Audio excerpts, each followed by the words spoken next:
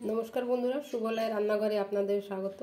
आज बानाबो आमी मटनेर झोल आलू दिए निये नियेछि। एखाने 5 पिस होच्छे मटन, एखाने होच्छे आलू, 3टे आलू केटे रेखेछि माझारि साइजे, हाफ चामच जिरे गुड़ो, हाफ चामच धने गुड़ो और एखाने आन्दाज मतन हलुद नियेछि, बड़ो चामचेर 1 चामच काँचा लंका नियेछि बाटा, 1 चामच छोटो चामचेर 1 चामच आदा रसुन बाटा नियेछि, दुटो पेঁয়াজ नियेछि, एकटा टमेटो नियेछि।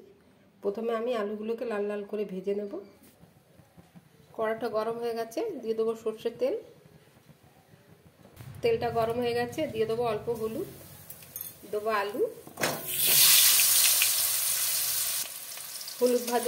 আলু ভাজার আগে যদি অল্প হলুদ দিয়ে দিই তাহলে তেলটা ছিটকাবে না।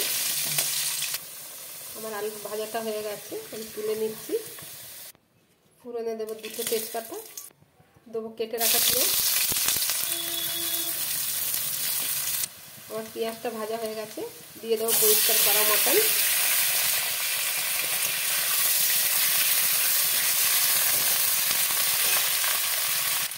মটনটা ভাজা হয়ে গেছে, দিয়ে দেব জিরে গুঁড়ো, দেব ধনে গুঁড়ো, দেব আন্দাজ মতন হলুদ, দিয়ে দিলাম আদা রসুন কাঁচা লঙ্কা বাটা। অল্প জল দিয়ে মশলাগুলোকে কষাতে হবে। দিয়ে দিলাম কেটে রাখা টমেটো, দেবো স্বাদ মতো লবণ। আমি টমেটো দেওয়ার সাথে সাথে লবণটা দিয়ে দিই যাতে কি আমার টমেটোটা গলে যায়। আমার মটনটা কষানো হয়ে গেছে, দিয়ে দেবো জল।